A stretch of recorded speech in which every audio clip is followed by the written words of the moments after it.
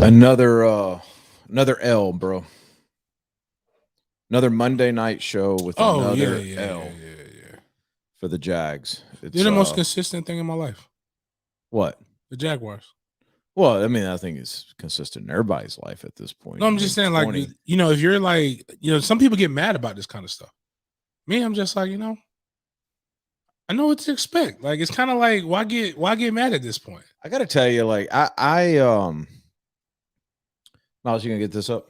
There we go. Okay, because yeah, um, I got a little more angry at this one than what I have in the past. Because I think it's because of the number 20 losses in a row. Okay. And it's historical because it hasn't been done in 40 something years. Oh, okay. I'm not saying it's. I mean, and it's not, like, I was like, it's not like it's the first time. It's just, but we're the second time in the Super Bowl era. The Georgia Bulldogs have won a natty in that amount of time before the last time, sooner than the last time that a NFL franchise has lost 20 games in a row. Like, I mean, that's pathetic. When you say it like that, it's absolutely pathetic. And we're going to get into really what kind of aggravated me. But first, let's start with this is sportsden. Thank you guys for tuning in. Hopefully you guys had a great weekend, full of football. Hopefully you guys didn't get too upset or angry about the Jags. And if you did, what you need to do is go to ABC. Get to ABC Fine Wine and Spirits for all of your drink needs. Like wine, maybe this time of year, I can see wine. Fall makes you feel adult. Like it does. When I had some wine with a nice meal. We're gonna get to that later. Months, I got questions about your trip later. Okay. James had an interesting trip this weekend that we're definitely gonna get into. But wine, like red wine, you red wine. Yeah, I like red wine. Yeah, I do too. So red wine, they got it at ABC. Huge wine selection, huge cigar selection, huge liquor selection. But the big thing is this football season, so beer. So stop buying your beer at Daly's or Gate or any of those places. You know why? It's very simple because they don't pay sponsor us. Yeah. Right. Like you need to go to ABC, load up on the beer, tell your friends to do the same. We feel like we can put a dent in this. Beer sales this time of year, especially with the Jags, should be historic. Yes. So get to ABC Fine Wine and Spirits. Please do that. Get to thehumidor.com for any cigar needs that you have. Type in sportsden, you get 20% off. All lowercase, all one word, you get 20% off your order at thehumidor.com. So before we get into what really aggravated me, the one thing that we've always kind of prided ourselves on is not just saying the same thing that everybody else says. Right. Is not saying something wrong just because it's different, but bringing a different perspective to things going on in the sports world or wherever. Mm-hmm. It's hard to do that with the Jags now. So because I got not into it, but I said I was going to listen to sports radio this week. Okay. So like, is the tide like changing? Because a couple weeks ago, before Herbs did the shocker, it was still smiles and Hallmark cards. Like I think people were more disappointed in Herbs off the field antics. That's really what started getting him drummed last week. But like, is it like people really waking up and telling the truth, or are we still like? I didn't get that sense. I mean, I didn't. All the shows I've been on has been not anti-Herbs, but certainly not sunshines and rainbows. Okay, but I don't believe that you should just fire Urban right now. No, like that's not going to help. I think the reasonable belief is dude's struggling. But the team's not very good, and a lot of that he inherited. He's not helping though. He's not helping. You know, for a while, I was like, yeah, he inherited this. This is a mess.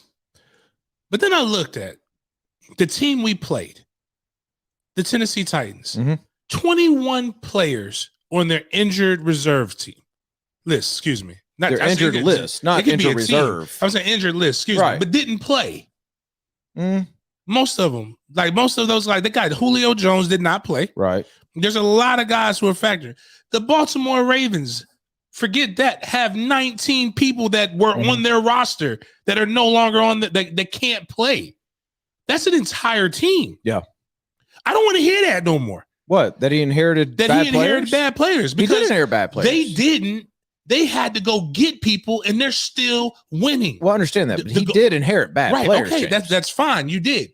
But no, a lot of these people got cut. There's a lot of new faces that he chose. There's a lot of draft picks that he chose that aren't playing. This is on him just as much as it is on what you inherited, because no matter what, if people can take a team, mainly the Ravens, where they've lost all three of their top running backs are not playing right now. I understand. So what I'm saying is, the difference between one of the guys we picked about, the only thing he had going in his life was making mixtapes and watching his old Pittsburgh Steelers runs and Le'Veon Bell. Look, what I'm saying is that people are making it work. You're not. But you brought up two teams who've had long-time head coaches, long-time staff. They have systems in place already. That aren't doing on-the-job training. I'll give you that. Right. I'm not saying anything groundbreaking. Like I think, and what I'm trying to get to here is I'm setting aside the roster for a second, because you can only work with what you're given or what you have, I should say. Right. Okay. My concern right now are these press conferences. And if he's telling the truth in the press conferences, well, there's a couple of them, couple concerns. Why does he keep throwing Trevor under the bus? What's going on? Last week, it was, I told Trevor not to go to Vegas for a bachelor party. And then this week, it was, Trevor isn't comfortable running a quarterback sneak. To which Trevor, 10 minutes later, comes up and was like, what? Yeah, I can run it. I'm perfectly comfortable running. And then he threw his OC under the bus in the press conference today. Right. I don't understand. Like, that's not an Urban Meyer that I know. And I think where I'm confused with this whole thing is I'm a big Urban Meyer fan. And this isn't the Urban Meyer I thought we were getting. This is like the great value brand Urban Meyer, which is my beef. That's why I said the things that I said about the Ravens and those things right there. And my beef is with Shaheed. Oh, I'm getting there, bro. The reason why is because, bro, you brought this man in and made a lot of concessions. Rightfully so. I'm not overly mad about you making the concessions. But you didn't think to force him to bring in some people who actually knew what they were doing on this level. You're a winner. I'll never take that away from you. But you're a winner based on what you did in college, and you're a builder based upon what you did in college. That same mentality should work only if you hire the right people. So the problem is, it's not just with who he chose, because his hand was in everybody that they chose. Oh, yeah, no doubt. It's in who he hired as well. So Bevel was an OC at the NFL level, though, right? Right, but he's the OC remember I joke about the real reason why I don't like Russell Wilson? I go through that every week, why I hate Russell Wilson. And it's not because I just love Future's music. It's because the guy chose to not hand it off to the beast mode of a running back and throw it. How many times have we put this quarterback in the situation? You're holding grudges like Hacker does, bro. No, I have no choice. You can't see what happens is when you want healing to happen, you not only have to apologize, but then you have to work on a pattern of behaviors to show that you have that is no longer going to happen to you. Like, as far as the person who hurt you, he hurt me. And what he continues to do is make the same damn dumb decision over and over again. And I have to relive this hurt all over again. So you're saying he's unqualified? I'm saying he is unqualified. Okay. I'm saying his DC is unqualified. I am saying... because you and I are going different directions. Because I think they're maybe not the best at what they do, but they're qualified from the standpoint that they've been in the NFL game a long time. Yes. Maybe position coaches. Maybe we could have gotten a better OC. Maybe there was a reason why he was ranked 29th in offensive output at some point. Maybe there's a reason why. I'm not saying that they shouldn't do that, but what I'm saying is it's not like he went and brought in a bunch of college people. I agree with that. But you didn't go and get necessarily the budding top brain trust of offensive genius and defensive ingenuity. So you think got guys. You think that's the issue instead of because where I was going with this is I'm wondering if the Urban Meyer presence, if there's something he's doing that's causing these guys dysfunction. That's where I was going with it. I would say that they were kind of dysfunctional before, but you give people another chance. I'm not mad at that. Actually, and I say that I pick on the DC, but the DC was with the Ravens. Right. So he understands systems and what it's supposed to look like because traditionally Harbaugh has had really, really good defenses up that way. And I will say that there probably is an overbearing presence. He says he doesn't micromanage, but there was something that he says he has veto power. And he said, like, he could have chosen to put in the running back that ran for over 100 yards in the first half on the goal line and on the goal line situation. I think they had 8 plays inside of the 10. Did they? And did not score. And he was not in on one of them. Like to not even have him there to where he has to be accounted for. Yeah. That is we talk about situational awareness on players. That is, it's different when it's a player. Well, not on the NFL level, but it shouldn't be on the player, but I can forgive it a little bit. A head coach's job is to be situationally aware. That's really what the most important thing is on any level. Like I joke about, some of the high school coaches that I know that are head coaches, they got an offensive coordinator that's running the plays. They got a defensive coordinator. Their job is to make sure the guys aren't losing their mind and call timeout in the most opportune times. And when every now and then put their own stank on the game if they need to. But how is James Robinson not in? How is every Jaguar fan asking the questions that the coaches should know? Like you should, wait a minute, Carlos Hyde.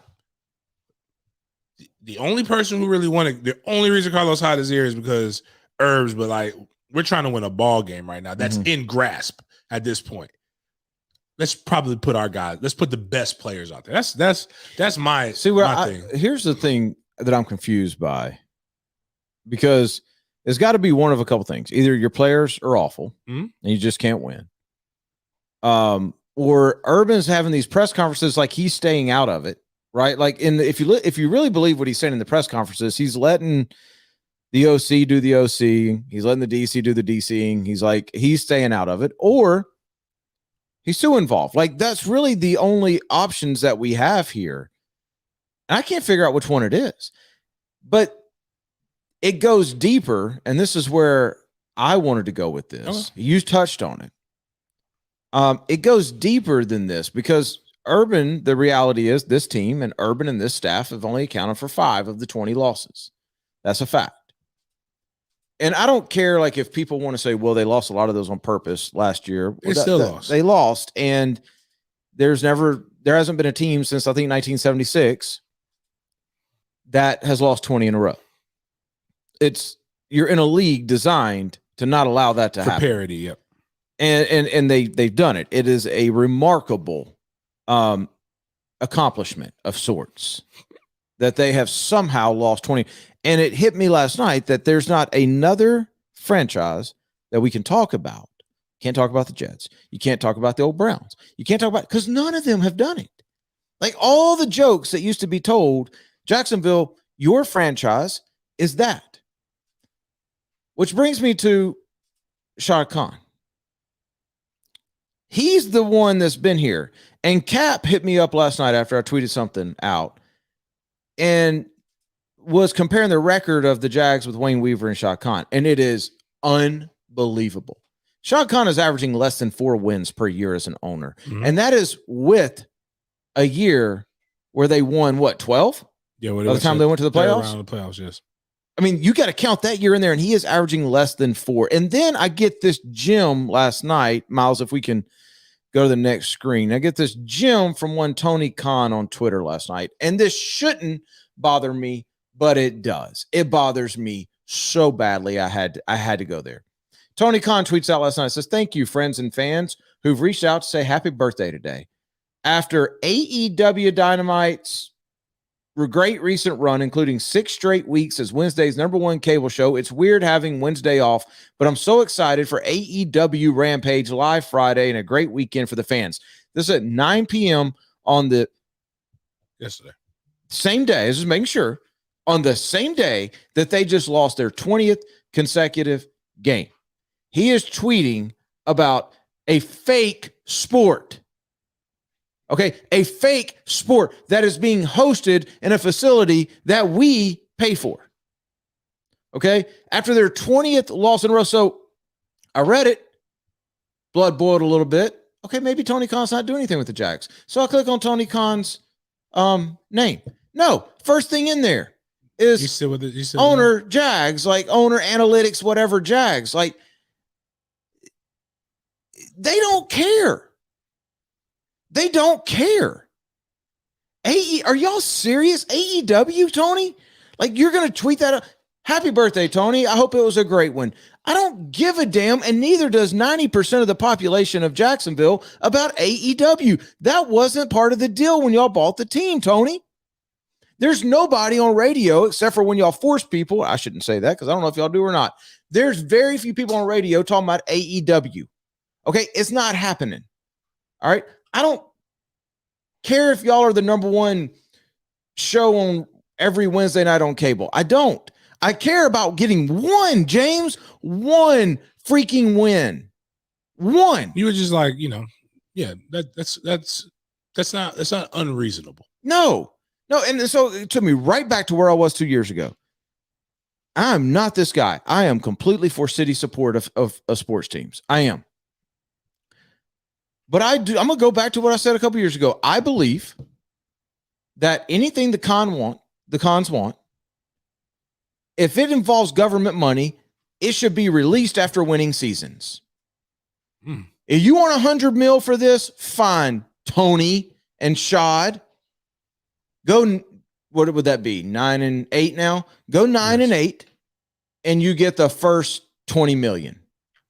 Go 9-8 the next year, you get the next. You know what? You win a Super Bowl, you get all of it. Bump it, you get all of it. We'll give you more.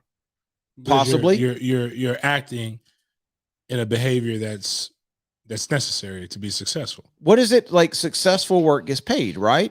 If you're unsuccessful at your job, you don't have it very long. You certainly don't get a paycheck, right? You guys are the very definition of inept. You are. This is not debatable, people. Like, when I say this, you cannot debate this. This is the worst owner in the history of the NFL. Period.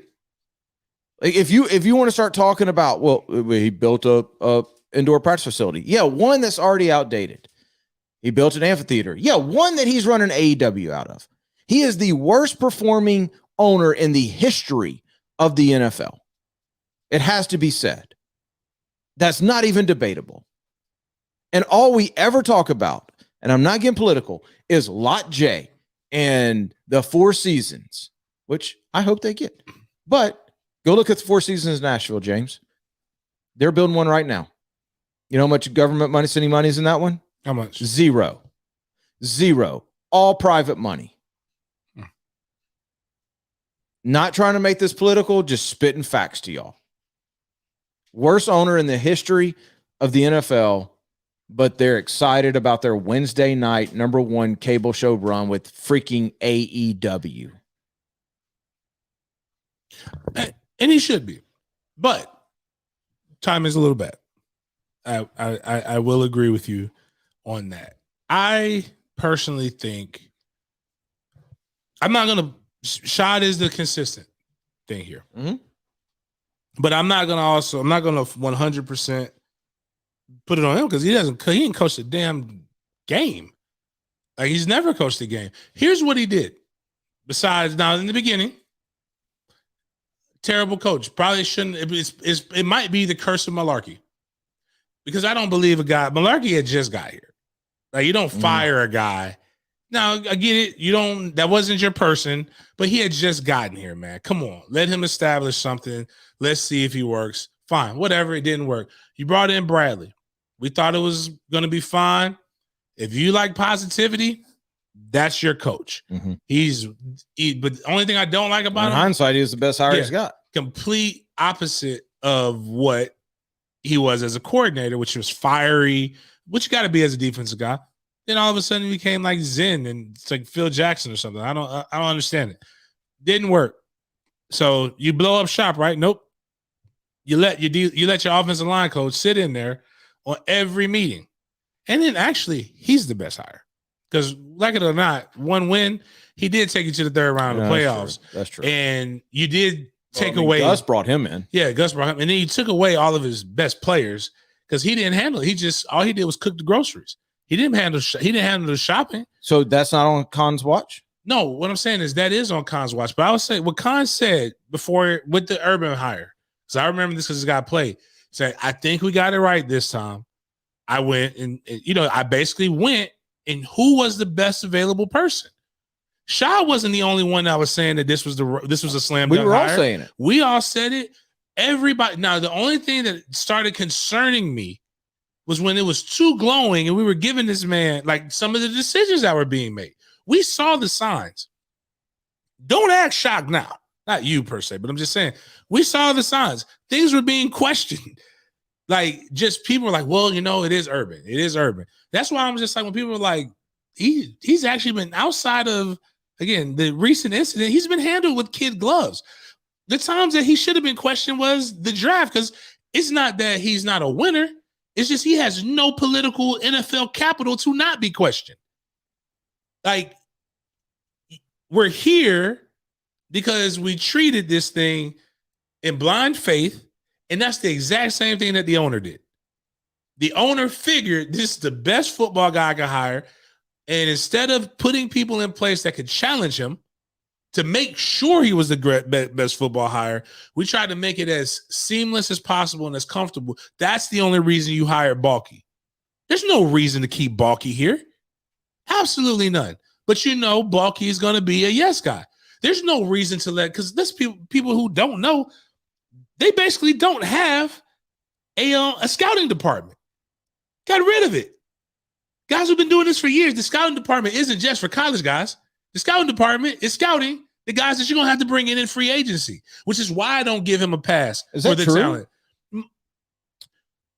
They fired a good majority of them, but from what I understand, they're not taking their advice because a lot of these guys he met when he was coaching that were here, and he did not like the way that they conducted themselves on the road, which is the way that almost if you don't know, if you really think all the top scouts are really going to all these colleges and really truly evaluating everybody else, it's a reason why the same players have the same evaluations. They all see each other. They're all doing the same stops. You're going to write the stops at FAMU. I'm going to write the stuff at Howard, blah, blah, blah. I'm just going to copy your notes. That's basically because you got to turn in paperwork, and they're bored, and it's a lot of stuff. But regardless, every decision when it comes to personnel, Urban has made per what sources and per the narrative. If it's not, then actually I wish you would have said it wasn't. This is where I wish you would take a little less ownership, because then I would have a little bit more grace. But that being said, you still can't blow it up right now. You still got to give him a chance to kind of get out of his own way. But man, when it looks bad, like the challenge flag thing, yeah, that was miserable to watch. I'm just like, damn it, throw the flag or don't throw the flag. You're sitting there for 3 minutes. What are we doing? Throw it or don't throw it. And goal line decisions. Goal line decisions. When he should have. Yeah, goal line decisions. Like, we're still like, I'm not even getting. I tell people when it comes down to the quirks and stuff of what a quarterback does, that's your job. But one thing I do know is, as a guy who's caught passes, it got lit up when he had to catch that pass, and that's not really what you do day to day. That shit sucks. Consistent. That's why I put the tweet out there. He's going, like, it doesn't matter if Arnold works. Arnold's body won't work if he keeps throwing them into coverages. Now it's his job to make the catch, but damn it, sometimes lead the guy. Now, I'm glad that Abercrombie made the touchdown in the end zone. The same guy that we blasted. Like, you're seeing that's just what the problem. And then, so to that defense, some of the stuff is clicking, but it's like, I say it's the offensive coordinator, but I don't know. Maybe it's not. Maybe it is the product that he has on that he was given. But who chose that product? Well, I'm going to. I don't even know what. I think I'm like everybody else. I don't even know what to blame anymore. I don't know what to think anymore. I can only look at this in facts. And the facts are, he's been a terrible owner when it comes to on-field product. Whatever he's done anywhere else, I don't know. I don't know. I don't care. I don't care what my owner does anywhere else. I want to win football games. I also know that Urban Meyer's won everywhere, although it's not at the NFL. He's made crappy decisions, but now all of a sudden he can't even have a press conference without sounding stupid. Mm-hmm. It's something about that building that dumbs everybody down. It's something about that building that makes good players bad, and then some players, when they get out of that building, they flourish. It's something about that building, and the only consistency in that building is Tony Khan. That's it. That's all. And Shad Khan. Tony, I ain't trying to throw you under the bus, dog. I'm sure you're a great guy. Shad, I'm sure you are a great guy. Like, I'm not trying to throw you on the bus. I'm just speaking facts, and nobody can argue any of that. That's what a fact means.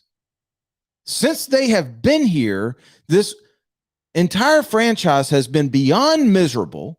It's the laughing stock of the NFL right now, and there's nothing we can say about it. And we've got Tony Khan tweeting about a fake freaking sport on the same day that they lose 20 in a row.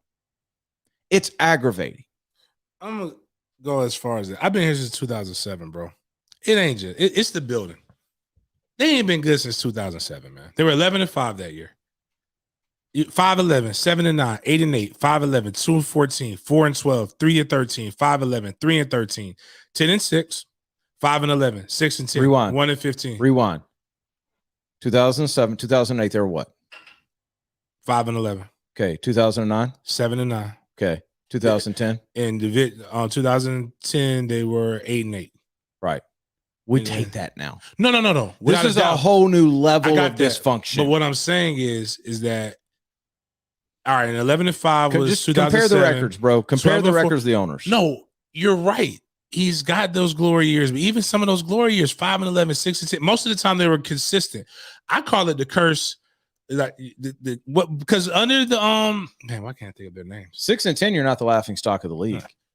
All right, 5th of 5th, 4th out of 6, 5th out of 6, 3rd out of 4, 3rd out of 4, 3rd out of 4, 4 out of 4, 4 out of 4, 3rd out of 4, 4 out of 4, 3rd out of 4, 3rd out of 4, 3rd out of 4, 4 out of 4, 4 out of 4, 4 out of 4, 4 out of 4, 4 out of 4 over the course of the history. Mm-hmm. That's not like there are times when it was popping. No, I got it. But you know, they had a winning record with Wayne Weaver. You know that, right? Right. But what I'm not this isn't a defense. This is not a defense of Shad Khan. Right. What this is it's a defense of. Remember how we used to joke before they went on that streak that Jack Del Rio deserves a statue? Yeah. Because maybe he wasn't as bad of a coach as what we thought. Yeah. It's literally like it's just something. It's the problem. I guarantee there's people who've been there since 95. It happened. They're treating it like state employees. I joke around about Florida State. When I go to Florida State, there's people who were there when I was there. Mm-hmm.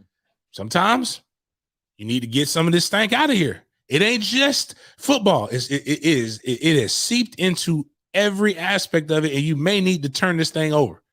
I mean, geez, man, how much more can they turn over? And that's the thing. Like I had a couple of tweets and I had some people like, you got to be patient. Patient. What are you talking about? Patient? Like, if anything, Jag fans have been more than patient since 2000. Is this right? This can't be right. This can't be right. No way. What? It's been more than 3 playoff appearances since 2000, right? No. 3. I mean, it was 01, 07, and 17, right? Am I right on that? 05. Yeah, 05, 07, and 17, yeah. 01, they were 6-10. Okay. Now, man, now I see why he was a Saint. Now, when you come out 9-7, 11-5, 11-5, 14-2, mm-hmm. Ooh. I mean, I can see it. I whatever it is, it sucks. That's the bottom line. Like, whatever it is, it sucks. And I choose today to put my aggression towards the people who have been there the longest and seen this through. I let this continue down this road. With all that being said, like they have improved this year. They have. That's not saying that what is out there you should be happy about, right? At all. It goes to your quote: "Winners win, losers lose." That makes me wonder even more all the time. I know, but I'm saying that. But it makes me. It concerns me even more because I see where the offense is actually not ranked bad, right? Like, and then I hear a coach say something ridiculous, like. I truly, this is what I in my heart of hearts. I know you got good. I mean, I don't want to ruin your friendships. I'm sure they're all solid people. I really think this man came in here and thought it was going to be sweet and realized it ain't sweet. It's a different type of preparation. It's a different type of mentality that you have to have. And I'm that person being Herbs. Oh, okay. Because for him to eat, and then, but he still has a college mindset and he still has refused to change it. Who says, in a perfect world, I'd go 250 and 250. Yeah, I know. Yeah. That's not even what James talking about is rushing passing. You don't even I love running the ball. You do that and you're gonna be like the best offense in the history of right. But 200, it's impossible to get 250 yards, average 250 yards a game rushing. And throw it if you're averaging 250 rushing, you're winning a lot of games, and you're probably averaging 150 yards throwing it. Well, if you're doing that, like it literally is impossible because in the NFL you only get about 65 plays, and you're running out of time. And if you're averaging 9 yards a play, you're not getting 65 because you're scoring really quick. Like it's literally impossible. The whole thing. Like I've always said, if you can 1,000-yard back is the standard. It'll probably change now with the additional game. I think when I did the math, it's about 60. You want your number one. If your number one running back has 65 yards rushing, and you're able to get over 100 as a team, that is a great Sunday when in terms of the NFL. Yeah. And there's times when you'll love for your quarterback to have 300 to 400 yards passing. More than likely, it's going to be that 200 to 250 yards per game type of thing, and you want to make sure he doesn't turn the ball over. But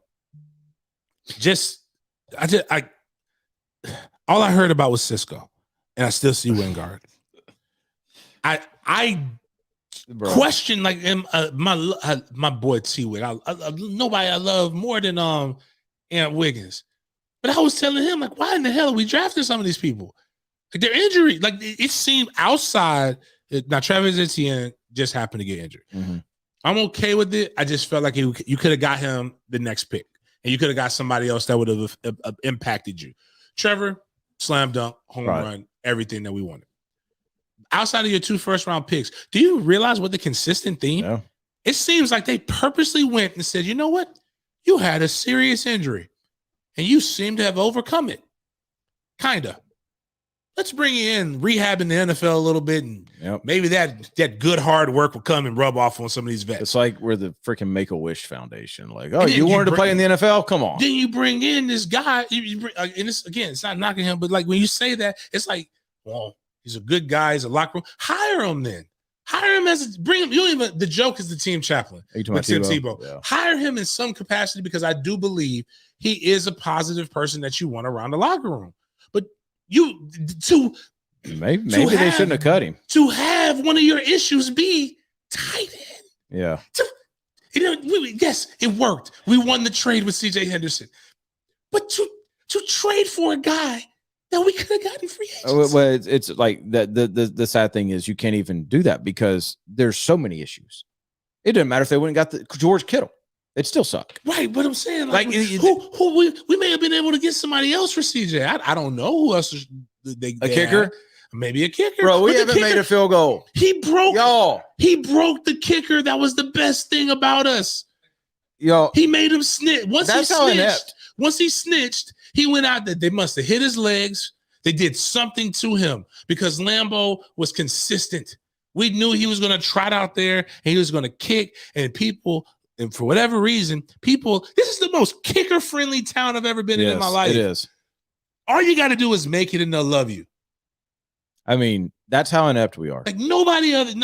Not only the first team in 40 years to lose 20 in a row. We haven't 45 years. The first team to have 10 kickers in 2 years. No, the first team since the Super Bowl era to go 5 games without a field goal. Oh, I wasn't even thinking about that. Yes. We have not made a field goal. Just remember last year when we were talking about the kicker that had never kicked? Right. He made one. Right. We have not made a field goal. Myers is making field goals. I mean, like the guy we replaced, we took the whole thing's a joke. This is terrible. You people are making Denny not be positive, man. I know. We need to win. Well, okay. On that note, I want to get real quick, and then we got to move on. I gotta hear your take on this Jon Gruden stuff. Oh, it gets better. What do you mean? But wait. What do you mean? There's more. So tell us what the Jon Gruden thing is. All right. Jon Gruden has realized what a lot of old people like to tell young people, that if it's on the internet, it never goes away. But much like Urban Meyer does not practice his own things that he preaches. He made an email, inner office email, where he said some disparaging things about a person that everybody collectively hates. Morris Smith, yep. The president of the NFLPA. Yeah, the NFLPA. Very intelligent guy, lawyer, just not a good representative. Right. He just got his contract renewed, by the way. What he posted, and then his email. What he emailed, and then what he posted in response to the email. I get his response until I saw this next thing. Okay. What was the email? He called him in the email. He talked about how he didn't like him, basically. Okay. And he called him Michelin tire lips. Okay. So says big lips. Basically big lips. So what people have to understand is, and I get it. Some people don't. Some people just say things, and that's a freedom that I would love to have one day. Mm-hmm. But as a history major and as the things have gone, and Urban Meyer, Jon Gruden should know, there's this thing called blackface. There's this thing called stereotypes. One of the stereotypes, big nose, big lips. Tires are black. Big nose? Black people have big nose. That's a thing? Yeah. Dave Chappelle, great skit. I didn't know that. Dave Chappelle, first skit coming out, blind black man in the KKK. Wide nose having, breathing all the white man's air. Like, just think about, and this is not something, like, we talked about it with Amp. Like, it's not, we're not going to get into that because I don't want you to, even by association, get in trouble, but just go think of some of your clients that are a little darker, a little more Africanized. You probably can see some things like, oh, okay, I can see that. The problem is these are never things that people go around saying as pictures of beauty. Like now, you can say a woman has a big booty, black woman got a big booty. Everybody likes that because everybody's dying. There's people paying a lot of money to get big lips. Now, big lips. Well, now, even now, on a woman's side, but before, for years, it was not like, oh man, look at them big old black lips, and then just think of tires, crusty, all these things. He says that basically it's rubber. He calls people who lie constantly rubber lips, and he blamed DeMorris for the lockout. And he said he thought he was lying. And that's why I guess it. Listen, that's not my problem. My problem was this.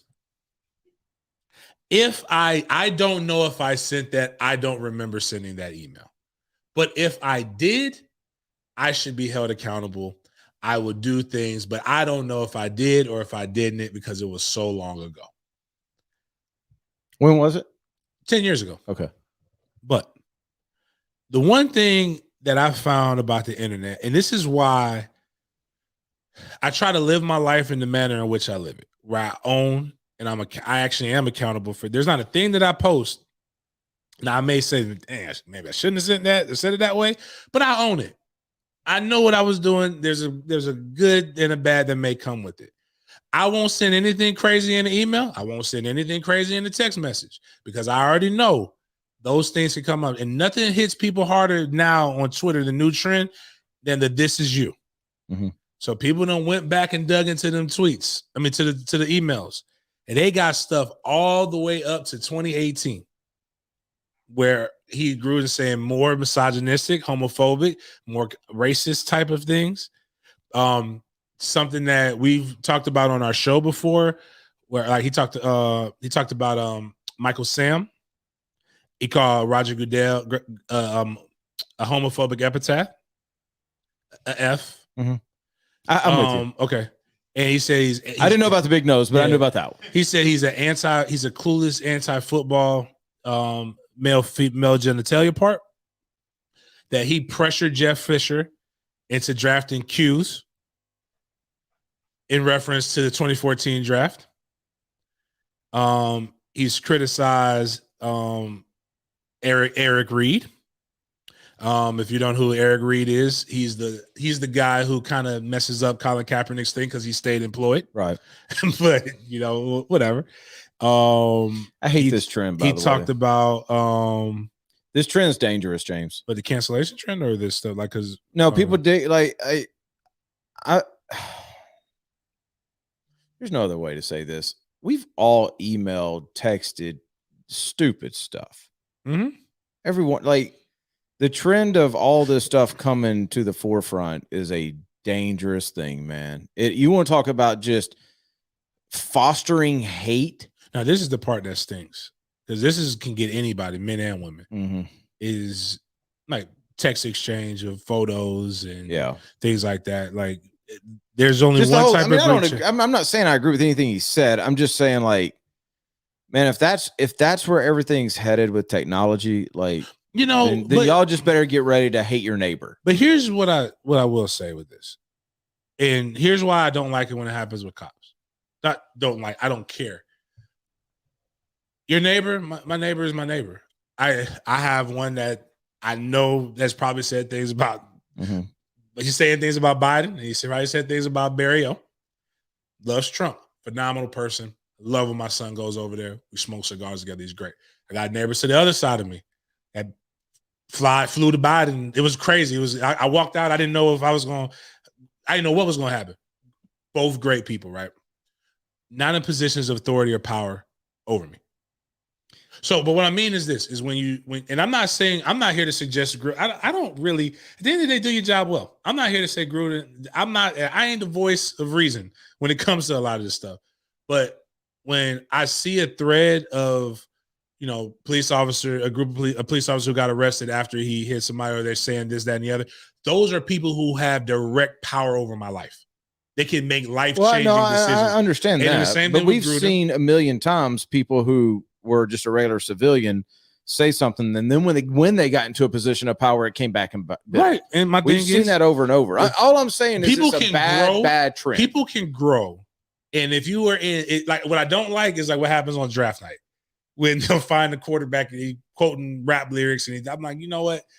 He's 14. He's probably trying to fit in. Mm-hmm. Now he's 22. He's still young. Gruden, grown ass man, been good and grown. No, I know. So, but my problem is that Gruden. What would Gruden say if this happened to one of his players?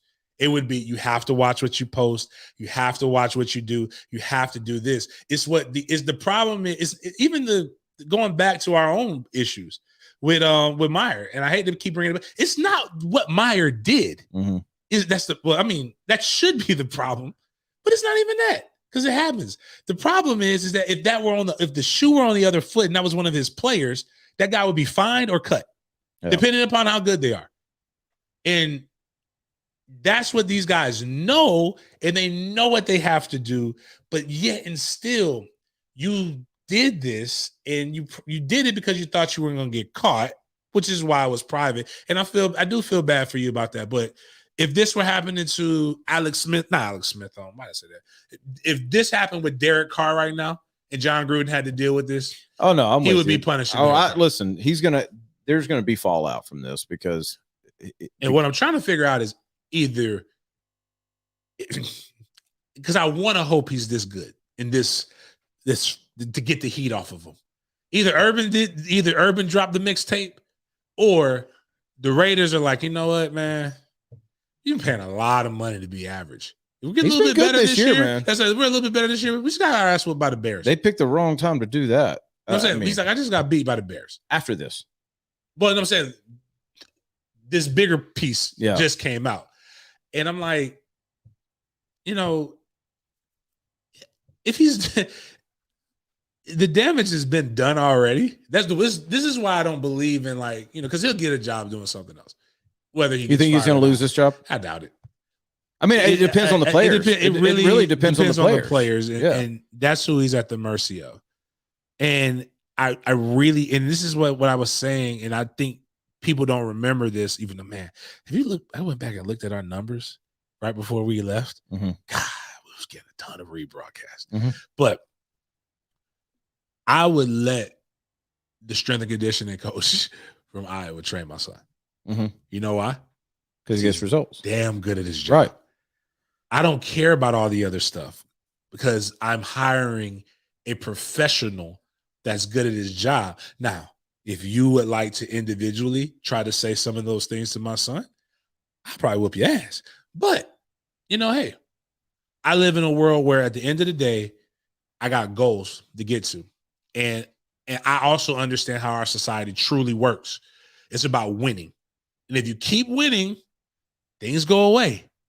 If you don't, things magnify. Is it right or is it wrong? I'm not here to say that. All I'm here to say is that this is the way. It's just like I was telling somebody about politics. You could cry about it all day, but you know how the game works. You're either going to play the game or you're going to get played by it. Stop crying. Yeah, I'm not I'm not defending what he said. I'm just saying as a general statement. Right.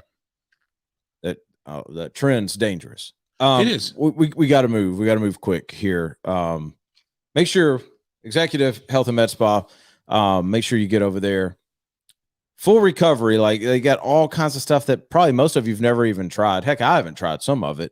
I'm going to get to Northeast Florida Executive Health and Med Spa over off of St. John's Bluff and try that. There's a lot of you that are having some issues with performance.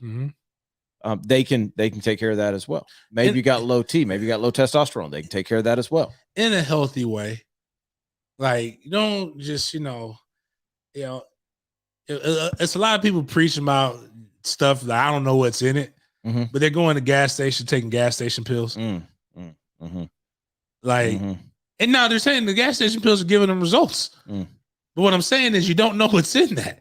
Here. It's a doctor. We can clearly tell you. Like, get to Northeast Florida Executive Health and Med Spa. I want to get to the next screen, Miles, because it plays along with this.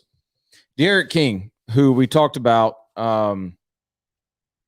this past offseason of the quickest turnaround ever of an ACL. Manny Diaz, the shine is all the way off of Manny Diaz. Now you gave me some information about this that I did not know. But what I've got on the screen is a guy, Manny Navarro, said that Miami coach Manny Diaz told WQAM on Monday morning it's Tyler Van Dyke's team going forward. Diaz says starter D'Eriq King, who injured his shoulder against Michigan State, has opted to have season-ending surgery. D'Eriq King retweeted this and said, opted with a question mark, meaning I didn't opt to have anything. I had to have it. I got injured. You have since said that this Manny Navarro guy said that he misquoted Manny Diaz. Is that correct? Yeah. So, and it wasn't, you only get 240 characters and he's got to get clicks. I don't think there was anything like truly malicious in this statement. It's just, if you don't like Manny Diaz, what you read is that like they kind of either forced him to, and you see this, it's like, oh, he forced him out or he wouldn't let this. What happened was, I read it as D'Eriq King. If I just read this, right. Like, all right, I'll be honest. If I didn't see D'Eriq King's retweet, I wouldn't have thought anything of it. Exactly. I think that's what it was. And it's more so, you know what this is like? Mike Norvell telling somebody that I reached out to every player. I talked to every player individually about that. He sent the mass text to every player individually. He only spoke to about 60. People didn't get them, blah, blah, blah. So when Marvin Wilson put, you ain't talking to me, makes it bigger than what it is. And if you already are on the edge about him, then this is what you're going to believe about Manny Diaz. So what it is that you have, like he had a labrum tear or something in his shoulder. That's not something that there are things that can happen that will make it tear like right away. typically almost all of those are overuse injuries. It's something that you see, you can see. Like I remember when I had mine, they found out about mine week 3. Torn labrums? Yeah, they found out about my torn labrum week 3. Now he's a quarterback, so yeah, it's probably a little bit more painful, and I don't know exactly where or the severity. But you're saying almost all of those are overuse injuries? Yeah, everybody. I guarantee you right now. So we need to get Swanson back involved because even he said it on our show before. I guarantee you, they go X-ray almost anybody's shoulder. Everybody's got them. Yeah, you've got a torn labrum. Yeah. It's just about the severity of it, how much pain you're in, and what you're trying to do. So like mine was torn all the way, but it was done. Mm-hmm. Like they were like, we're not even sure if it's just your labrum. It may be your rotator cuff in there, but it can't get any worse. So I continued to play. Yep. So he got a first, second, third opinion because he wanted to play, and it's just not in his best interest to play. So it wasn't like it was just his knee over again. It was something that he's really like, dude, like you're really banged up. You physically can't do this. So I think it was just much ado about nothing for honestly, but people really don't like Manny Diaz right now. Well, what my read on it is, James, is like, where are you at as a coach when the player just fires off the retweet without checking? Like that's the thing for me. I think about what happened last week. Players get in a fight in a locker room, and they have a player only meeting. Like it's just a lot of like if anybody could use a win, Manny Diaz could use a win. They've won the same amount of games as FSU, so they've won. And they haven't won any Power 5. Were they off this week? They were off this week, so they're 2-4, 2-5. One of those numbers I can't remember. They hadn't played 7. So they might be 2-3. Yeah, probably 2 and 3. Yeah. So yeah, because 2 and 3, and they play a North Carolina team that's embarrassed at North Carolina. It don't matter. It don't matter. Listen, we'll go right there. I said last week that I watched Georgia Tech handle North Carolina. I also said last week that was a very winnable game for Florida State. That they'd come out of UMass 3 in a row, right? And it's a whole different story. Mac Brown's done. Mac Brown had his year, right? And North Carolina's held on too long with that. They should have used him as the ambassador that he is and taken advantage of that year while they still had the quarterback and went and got a good coach. North Carolina's back to North Carolina. North Carolina's that ship has sailed. Good win. I'm not discounting the win. It's a good win for FSU, but it doesn't matter how mad my North Carolina is, how embarrassed they are. They're not. They don't have the ability to take that out on somebody, because if they did, they would have avenged the loss from last year. Can I permission to speak freely? And this is something that really has bothered me since Saturday. Okay. Now AEW is not real. Right. There are times when I watch NFL and I don't wonder if the teams are playing for real. I wonder if the refs have been coached to make it a little tighter or in favor for somebody to win a game to be able to make it more entertaining, right? I saw a team that was worked for 3 quarters. That was down 3 scores going into the fourth quarter. That was playing 4-minute offense. Now, you talking about North Carolina? North Carolina. Okay. Now, Coach Fuller. I didn't watch the game. Yeah, Coach Fuller is saying that he stopped being as aggressive. God bless. You're down 3 scores. It doesn't matter what the defense does. You have to attack. You've got a quarterback who's probably going to, no matter what happens, still going to be a top, even if he's a second round guy, he's still going to be a quarterback that's going to play in the NFL. The corners are the weakness of Florida State. But you're sitting there going drive, like you're like long play drive. They had one that was like 7 minutes. In North Carolina. And you're down 3 scores. It's like he's playing like, I'm like, does he think he's up 3 scores? And it just made me like, I started questioning everything because I want Mike to win. I started questioning, like, they're honoring Bobby. They were talking about how Bobby was on Mike's staff. I mean, I don't think you didn't watch the Georgia Tech game. I'm telling you, like, he's really that senile. Yeah, I don't think, because that's what that was. Man, it's weird because I watch every Georgia Tech game because of Jeff Sims. And I don't think they're a bad team. Like, I think Georgia Tech's the kind of team that if you're going to play them, you need to be ready because they got enough playmakers. Their defense is just good enough. When North Carolina played them, bro, it looked like, I think, Alabama playing Mississippi State. It looked like Georgia Tech was Alabama and they're Mississippi State. Like, okay, they maybe could beat them 1 out of 100 times. But if you didn't know any better, you would think Georgia Tech was the program that in the preseason was the favorite, and North Carolina. It looked like they were in almost 2 different leagues. Georgia Tech kept running the same place. North Carolina never adjusted to them. Georgia Tech kept coming out in the same formations. North Carolina had never adjusted to them. Like, it was just a weird thing. I just think, and that's why I said last week, I think those running backs covered a lot last year for them because when things got really bad, they could hand off. And when they did that, it opened up the passing game. I'm not discounting Florida State's win at all. And I hope it don't come across that way. I'm just saying, like, I fully expect Miami to beat North Carolina. Yeah, I don't. Really? Well, I don't know about Tyler Van Dyke. If Derrick King was playing? That's true. I would believe that. That's true. But I don't believe Tyler Van, even with Derrick King, if I remember correctly, this is a team that should have lost to App State. Yeah. It came down to like App State was in the lead. Now it was a hard fought last minute drive that brought them back to win. True. This was a team that maybe I'm looking at the logo here with Miami. I don't know. I haven't seen them play. Well, they got talent. They have talent.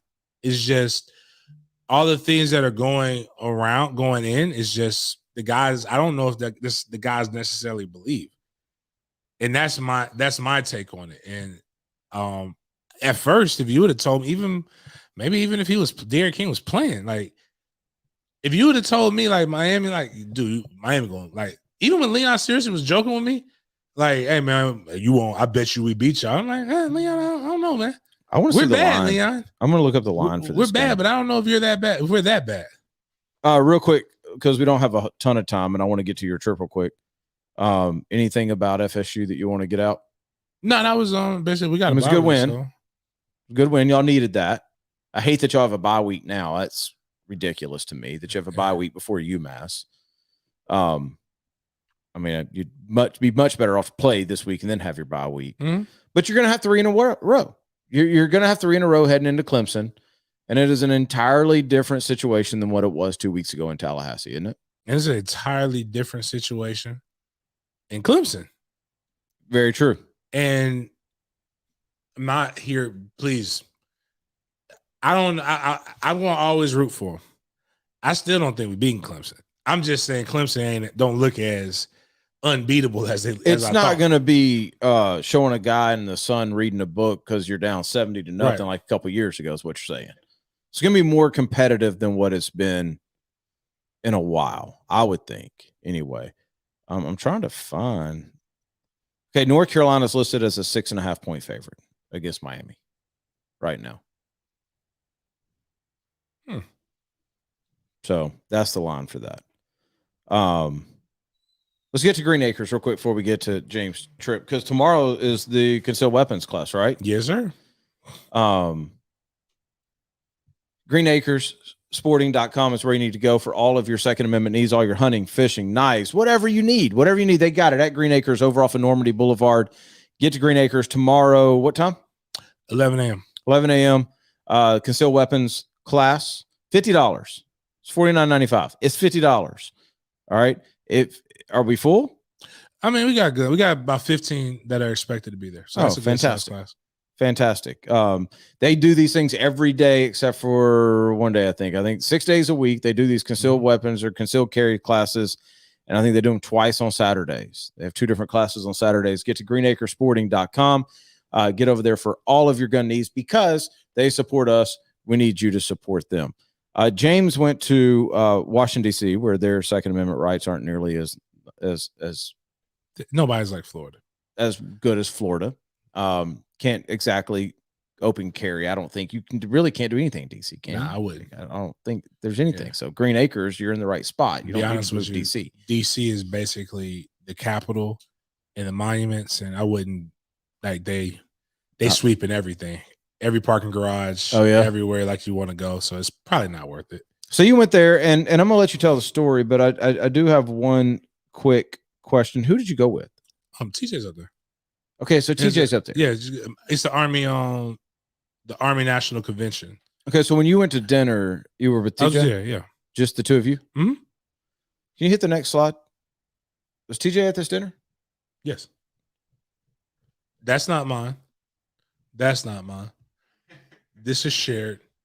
That's mine, and that's mine. And then I'm assuming there was a steak. No. Oh, this was everything. Yeah, this is the second place. Okay. This is like I'm just worried about you because when you go out of town, sometimes you've had the issue happen. What I you would come do back, is this. Your sugars aren't good. Yeah, what I do is this too. Now there are times when I will eat. I'm like, this looks good. This looks good. This looks good. Okay. And I order it, and I take it to go box. I don't eat all of it. But this wasn't where Mickey Mouse and gang was at.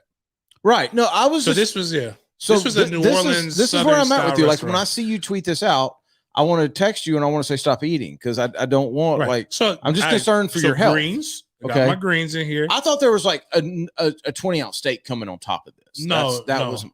Well, I did have that on Saturday, but I missed my flight.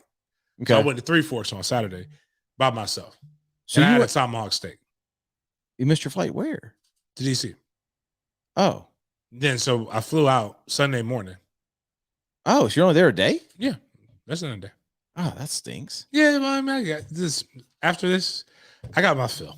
Okay. Unless I'm going to Monument. Hey, I lived in New Orleans. Mm-hmm. Lived Northeast, the Northeast. All my family's there. Philly, New Jersey, all that stuff. Been to New York City. Hate it. Really? Not really a fan. Like it's just too much going on. Mm-hmm. Too many people. I think it's overrated. I actually like the museums and stuff at DC. Mm-hmm. I like how walkable DC is mm-hmm. and how basically I can hop a train and get to wherever I need to get to, or a subway. Like I like that part of it. I just think it's really, really expensive. And it is very expensive. If the capital and like all this stuff like that literally was built for tourism wasn't there. Like I love visiting that. That would get old very quick to me if I lived there. I couldn't live there. Yeah. After about an hour there, I was ready to come back. In DC, really? Yeah, it was just like, so how my experience started when I got there, I went to the hotel, nice hotel, and I love that. Like, again, it's like really nice stuff. It's really clean and pretty and all this stuff. And I go, and I have the worst customer service. Well, I thought it was the worst customer service. At the hotel? At the hotel. Went to the go get they have a nice restaurant there. So I go, and I'm like, all right, man, I'm going to grab some breakfast because I didn't eat because I was just trying to make sure I made this flight. It was the first flight out. And I go, and I'm waiting like 10 minutes to be seated. There's nobody in the restaurant. Mm-hmm. There's 7 wait staff just sitting around. And I have to be, and I'm sitting, I'm at the thing that the person is supposed to meet you with the menus. So then I'm like, hey, is it okay if I eat breakfast? It's like, oh, yeah. We got brunch right now. Cool. We're going to sit you down. Sits me down. He's like, what would you like? Just you know what? Just bring me some coffee. Because I didn't have my Starbucks, because Starbucks wasn't open when I left to go to the airport. And the Starbucks in the airport wasn't great either. So he leaves. I don't get coffee for 15 minutes. Wow. I'm just making sure it's right. Go ahead, continue. Yeah. Make sure that's the blue check mark. It is. Okay. So 15 minutes. So now I'm getting really aggravated because I'm waiting and I'm hungry. And then I finally he's like, oh, here's your coffee. What do you want to order? He didn't give me a menu. Oh, okay. All right. Gives me the menu, disappears. Now my coffee's gone. Now my coffee's gone. And I'm like, all right, man, listen, dude. All I want these, give me your grits because they sound delicious. And I want 2 of these biscuits. Bacon, egg, and cheese biscuit. Mm-hmm. This is $20 order mm-hmm. for those items. So I'm like, all right, maybe it's going to be delectable. I'm waiting another 20 minutes before this comes out. Then I eat. And I'm waiting another 20 minutes because now I've eaten. Now I want to go to my room. Mm-hmm. And it's not ready. No, he hasn't given me a bill. I'm gold, so my room will be ready when I check in. He's not ready to give me my bill. Like I have to. So I finally just said, Miss, I gotta go. Can I get my bill? The guy comes out. I was like, dude, where the hell are you? Like, and mind you, I'm giving you the time allotments. These aren't exaggerations. Mm-hmm. These are like, I'm at the point now where I'm making checks. I didn't get no water. I didn't get no coffee. And I just read on my way up there, these waitresses and waiters who have the nerve to make people feel guilty. I'll give you the kitchen. The kitchen ain't your fault. I'll never fault a waiter or somebody for the kitchen. But you know what is your fault? If my coffee cup ain't filled and my water not filled, that's 100% on you. You can control that. Now, in this scenario, you're right, but you have high service standards. He didn't even meet the minimums. I know. That's what I'm saying. In this scenario, I got you. So I'm like, you know what? I'm like, man, I'm also in the other part about me, I gave him a tip. I've never seen this many black people wait on people. Like black people working everywhere in DC. And you're thinking like, you know what? You're black. I'm black. Hey, you're going to give me some good treatment. Maybe I don't want no special treatment. I just want at least, be acknowledged. But man, then I say, you know what? All right, fine, whatever. Go out and get something to eat later. By the way, that was right. It's been reported multiple places. Jon Gruden is resigning. Yeah. Yeah. Yes. So all I know is there's a restaurant called Del Frisco's Steakhouse. This is considered one of the best steakhouses that you can go to. It's a chain, but it's a good chain. It's supposed to be a good chain. It's like Ruth Chris, Morton's, Charlie's. Like I know what a good damn steak is. I've eaten those before. Mm-hmm. So I go and I'm talking to my friend Post, who has a site, not a site, a Twitter handle, Post the Plate. He goes and eats fancy places and posts the pictures of the plate. So I'm looking at the menu at Del Frisco's and I'm not impressed by this menu. I'm like, all right, well, okay, cool, whatever. All right, let me get this ribeye real quick. Get this. I had cream corn at 3 Forks. It was delicious. Mm-hmm. So now I'm like, maybe cream corn is another one of these white people things that nobody told me about, like gelato. Y'all have cream corn? I've never really don't remember eating cream corn. But really? Cream corn is delicious. It is amazing. By the way, it's the 3 Forks cream corn. Hands down, like one of the best. You're telling me black people don't eat cream corn? I don't like. I've never gone to a black home and like there's like, hey, we have sweet potato casserole, or now it's casserole, but it's really yams. We have greens. We have this. We have corn. Right. We have creamed corn. Like nobody's ever said nobody's creamed the corn in our house. Okay, I don't think we were purposely hiding. Yeah, I mean, it's just I get it. I think we assumed. We probably assumed that other people is a delectable thing, right? So, anyways, I had it on Saturday. I figured, hey, I have it on Sunday as well. Give me some creamed corn and asparagus. I was like, I get mashed potatoes and asparagus all the time. I need something green. Mm-hmm. And I'm gonna get this. So they bring my food out. Oh, and now the drink. I had a drink. It was. Okay, it was old fashioned. I don't like sweet drinks, but old fashioned is about one of the only mixed drinks I'll get. Mm-hmm. It was okay. And I'm just sitting here, I'm just thinking in my head, like, why am I only saying that this stuff is okay and this is a really high, but cool, I'm gonna eat. I have no quarrels with that. I pay for a service, you bring the food. All of a sudden, scurrying across the floor. It's a little brown, little gray, not brown, little grayish, little dark grayish little creature with a tail. You see this? I see this. It's under it runs to this other family of 4 with 2 kids. And they hop up, and it's a mouse. We saw the mouse. And I'm like, yo, where does this mouse come from? Why is Ratatouille in here? Is he a part? And nobody is frightened besides the black people who saw this, because I was a black family too. Like everybody else was just handling like, okay. And they were like, and they're not even acknowledging to the family who was truly affected by this, where the rodent ran up under their table. They're not even like, so I'm like, whoa. I'm like, hey, stop in, come here. He's a Spanish guy. Okay. He spoke real now the Spanish people speak Spanish. Okay. They're not even trying to speak English a little bit. They are Spanish. No, when they know English. And like he comes here, I'm like, No, and he speaks better English than we do. The funny thing is he's using a lot of Spanish terms that I know. So they over here roasting all of us for being terrified of Mickey Mouse in a restaurant that we're paying that this ticket is going to be about, well, mine was going to be about $300. So I know if you got 4 kids, I don't understand why you're taking anybody under 18 years old to a restaurant like this, but that's not my business. I know Buddy was about to spend $6. Easy. So I say, hey, there's a rodent that was crawling. So I don't know. You guys are calm. I don't know if he works here. I don't know what's going on. But you guys are part really, of the atmosphere. I was like, you're really calm. What are we going to do about this?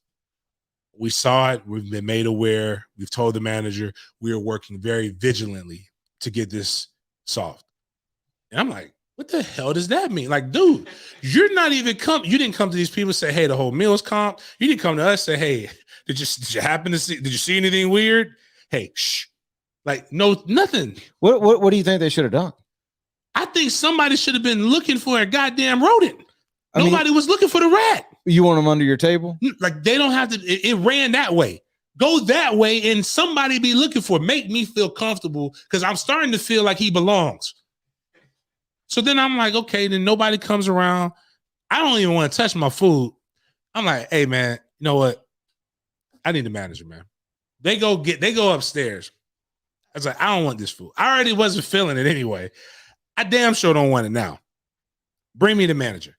Manager comes in and says, you know, I'm sorry that you guys had to see that. I mean, you know, it came through the front door with one of our guests. There's nothing really we could do about it. You guys just let me know what you want to do. We're kind of at your mercy right now. Then he walks off. Mm-hmm. Wait a minute. You're putting this, like, you're at my mercy. It should be, hey, don't even worry about your meal right now. Like, I got you. So I'm sitting here, I'm really contemplating, like, man, you know, I'm not going to eat this. I don't want to eat next to a rat. But maybe I should pay for this. Maybe I shouldn't. I'm tweeting this out now. We're going through, I'm dialoguing everything.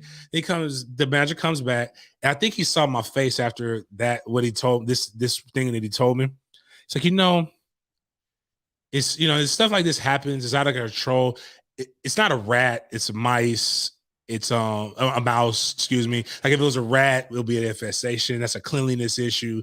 You know, mice come in, like, you know, it's getting cold outside. They're trying to find a warm place. And, you know, it just happens from time to time. And I'm thinking in my head, bro, it's 72 degrees in DC. I'm Florida through and through. Mm-hmm. It is nice outside. Mm-hmm. It is far from cold. I have never seen what was that guy that had the restaurant in San Marco that was really, really nice? Matthew Madura. Oh man. Anyways, I've been to Ruth Chris. I've been to a lot of other places. It gets decently cold in Florida. Mm-hmm. I ain't never seen a mouse. I ain't never seen no mouse come in and just say, hey, I need a table for 2. Right. Like, it's too cold out there. Nobody's giving me anything. So I'm just like, you know what? Fine. I said, I'm not eating. I'm really about to go. The long story short, he did try to make it right. He comped the meal. Threw 2 desserts in there, which looked terrible. And then we went to this place right here, Succotash, which was delicious. No mice were in Succotash. So he comped the whole thing. He comped the whole thing. But what I did was I said, like, because this goes back to my point. Our waiter was dope. Mm-hmm. Considering all the stuff. Him, yeah. So I said, run me $1, right. Charge me for something. And I gave him, and I ended up having cash on me. So I gave him like $40. Mm-hmm. But, like, you know, which would have probably been around. This don't happen in Indianapolis. Like, facts. Like, I've never been in, like, it's just, it was so shocking. And then somebody brought up a good point. He treated a mouse like Floridians treat the flying cockroach. Like, you know, like, right. You'll know, like, if you see one of those, like, all right, man, I ain't got no roaches in my house. Who the hell kept the door open? That's what I'm trying to find out. That being said, when I told him, I've never been in a restaurant where I'm paying $250 and I see flying cockroaches, I'm going to get the hell out of there. Right. And I'm still going to ask for. You know what those people are going to do? Before I even have to fix my mouth to say anything, they're so embarrassed that this happened at Ruth Chris or any of these other places. They're going to show hella love, like Jalen says, and they're going to be like, hey, man, listen, whoa. Hey, this is not us. I'm sorry. But you ain't in the South anymore. You're in DC, and that's what I realized. Everybody is freaking rude. Mm-hmm. So rude. Yep. And I'm like, but my bad. Going back to my people, cultural observations. Okay. I've been to many nice restaurants before. Had some phenomenal waiters. They've had TVs. Games have been played.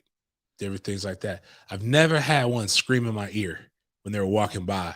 Say, that's right. Tackle them. The Giants game was on. And my man was like, I'm like, yo, bro, you're in uniform. Like, you're supposed to have a professional decor. So what the hell? I'm thinking in my head, what the hell is going on? Is this what America is? Is this Biden's America? Is this Biden's DC is?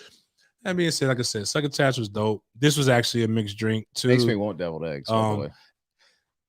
Good for what the ain't T-Wig's. Well, you can't hold them to that standard. But it was actually good. That's a bacon jam. T-Wig's wife could have a deviled egg food truck. Right. And I would travel. It was good, man. All in all, I go to certain places, right? Not to flex, not to stunt, but like I expect a level of service when I come here. Mm-hmm. It's part of the show. That's fair, yeah. Like when you go to Ruth, like the first time I ever went to Ruth Chris, it was a Hispanic guy that tasted his words, and I'm not sure if he was just extra Spanish or if he was like, I'm not going to get Jon Gruden. Mm-hmm. I don't know which one of them. Being around a bunch of Spanish people, I always ask the question. Like Spanish men are different, very machismo, but very loving, affectionate. Use their hands. The guy was describing it so well, and it was like his mouth was salivating. So I was like, man, I want this. He was like, no, you do not touch the plate. The plate is like 5,000 degrees. 5,000 degrees. And, you know, it's going to melt the table on contact. Basically, the steak comes out as this, but you can cook the steak when you slice it. Blah, blah, blah, blah, blah, blah. I'm like, man, yo, get me that. It was a presentation. When I went to Charlie's Steakhouse for the first time, my daughter's mother took me. They brought the meat out on the plate. Mm-hmm. I thought the lobster was dead. I thought it was fake. I tried to touch the lobster and the little eye came up and scared the hell out of me. But I was like, yo, that's impressive to me. Right. Like your showmanship. This was mice in a menu. So you're in a part of the country. You're in a part of the country though where those aren't like that's just a Tuesday night meal for some people. Yeah. Like that's because you're in a corporate account part of America. You're in an Amex part of America. You're right. All those people in there during the week, we're paying that bill. This is basically Ryan's. Yes. I went to Ryan's Steakhouse. So you went to Longhorn. Oh, God. That's what you did. I mean, and every Amex, like government Amex that we're paying for, that's what they see. Little Mouse, they ain't paying for it anyway. That's what you did. I love DC. I love New York. Like for a couple days. Yeah, that's what I mean. Like when I say I don't like it, I can't live there. No. Like, no. Like the only thing I remember about I haven't actually to New York's defense. I haven't been there. It's the furthest north you could live. Yeah, I haven't been. Ooh, the furthest north. Yeah, I'm gonna go. I like Toronto. Oh, I love Toronto, but I don't want to live. I don't want to live outside of America. No, the furthest north I could go is North Carolina. Like to live? Yeah, to live. Oh, I'm not going. Like, if I ever, the only place that I could probably ever truly move that's not Florida. I probably could live in Atlanta, outside of Atlanta, not like Atlanta. Like put me, like Jonesboro, one of those places. Yeah. But I really like. I've told people like I've gone to Atlanta for interviews before. A couple other places. I was like, I don't think y'all have enough money to get me out of the state of Florida. Mm-hmm. I was like, they're like, what do you mean? I say, the job can't just be a good paying job. Like almost everything I know is here. Mm-hmm. And including I like the climate. the climate. And I was like, that's the real thing is I like only having to wear a jacket 4 days out the year. Right. And it's light. I don't like having to like understand that it might snow and I don't know how to drive in snow. Yep. Like those are things like everything else is cool to visit, but like, Well, I think we're going to DC in the spring. Oh. I think Walker's patrol trip. Nice. Yeah. So, all right, we'll be back on Wednesday. We got to run. We'll be back on Wednesday. Make sure you get to thehumidor.com between now and Wednesday. Order a bunch of cigars. Type in sportsden, all lowercase, all one word, and you'll get 20% off of that order. We'll have plenty of stuff to talk about on Wednesday. Jon Gruden, I guess, is resigned or is resigning. He has informed the team and the coaches that he's resigning as coach of the Raiders. Who knows, man? With the way things are now, who knows between now and Wednesday what can happen. So we'll get into whatever happens between now and then on Wednesday. Thank you guys for listening and watching. This is Sports Den, brought to you by ABC Fine Wine and Spirits.